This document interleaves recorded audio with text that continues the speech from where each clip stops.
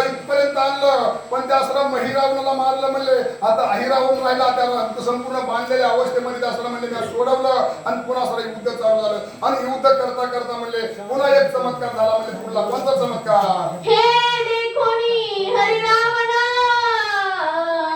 दुखे शोभला दारुणा कडकोळी रघुनंदना दुर्धरण मांडिले.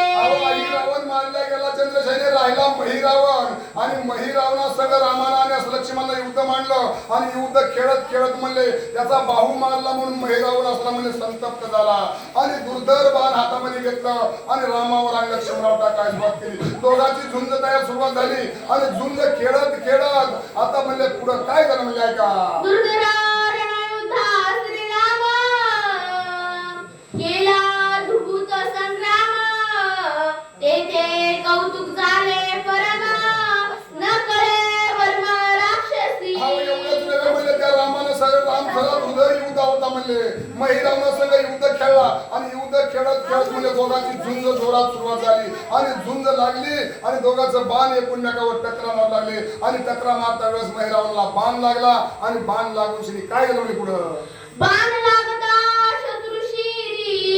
रुधिर पडता पृथ्वीवरी बिंदू बाबसव होती वैरी नवपरी हे माते. तू ऐक म्हणले माझा शब्द ऐकून घे.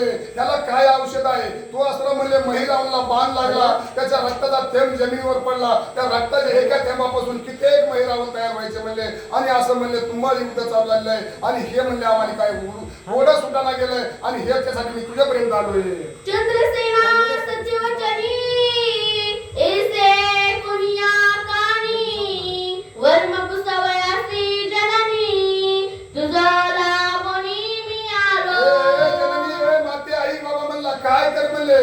आणि हे वर्म विचारण्यासाठी त्या रक्ताच्या थेंबापासून महिरावण तयार कसे होतात हे विचारण्यासाठी मी तिथून इथपर्यंत आलोय. आणि संपूर्ण कथा तुला ह्याच्यासाठी सांगितली. हे असला म्हणजे संपूर्ण याचा गुन्हा आहे. आणि हे असला म्हणजे अधर्म करते. त्या धर्माचं रक्षण करायचं असेल तर मला यातला मार्ग सांग.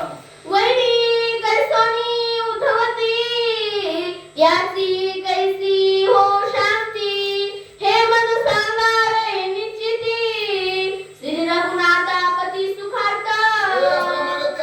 रक्तापासून अस्त्र म्हणले जर शिका अस्त्र म्हणले काय होईल तयार ना राक्षस होणार नाही, महिरावण तयार होणार नाही. आणि ही जर उत्पत्ती जर आम्हाला सांगितलीस तर प्रभू रामचंद्राला आनंद होईल, प्रभू रामचंद्र समाधान होईल आणि तो प्रभू रामचंद्र आशीर्वाद देईल असं हनुमंतराय चंद्रशेखर विचारतात. रणसंकटी पडिला श्रीराम त्याचा त्याने होय निर्गम ऐसे सांगावे निज वर्म मनोधर्म हा माझा.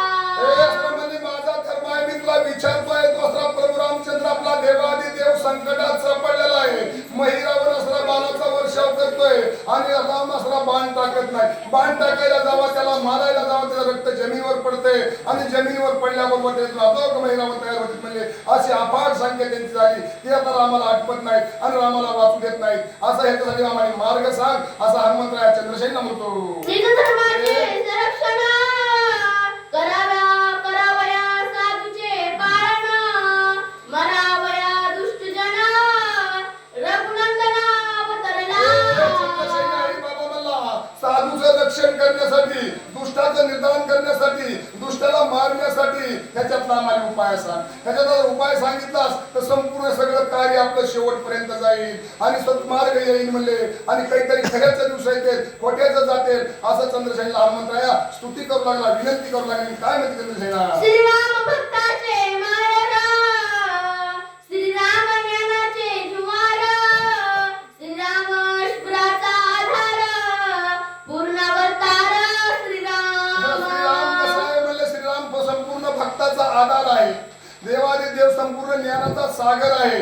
आणि अशा देवाला आपणच सहकार्य करायला पाहिजे, नाही तर अधर्म होईल. आणि अधर्म वाढत आणि अधर्म वाढल्याच्या नंतर सत्य कुठे राहणार नाही. संपूर्ण अधर्माच्या मार्गात जाऊ.